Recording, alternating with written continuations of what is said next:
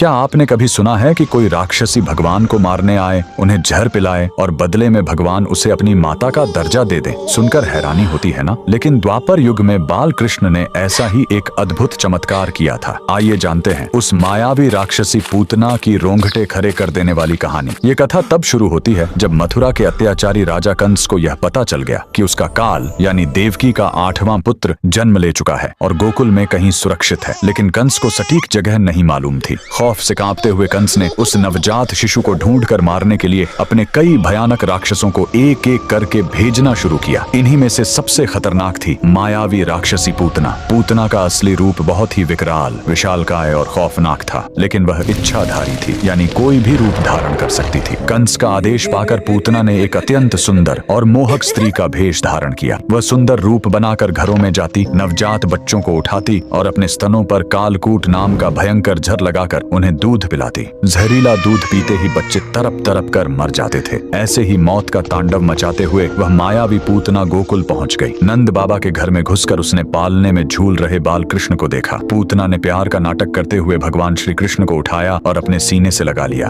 पूतना की मंशा जहर पिलाकर मारने की थी, लेकिन वह यह भूल गई कि वह ब्रह्मांड के रचयिता को गोद में लिए हुए है। बाल कृष्ण ने भी मुस्कुराते हुए उसे गले लगाया और दूध पीना शुरू किया। लेकिन यह क्या, भगवान श्री कृष्ण ने दूध के साथ साथ पूतना के जीवन शक्ति भी खींचने शुरू कर दिए। दर्द के मारे पूतना की चीखें निकल गईं। छोड़ दे, छोड़ दे।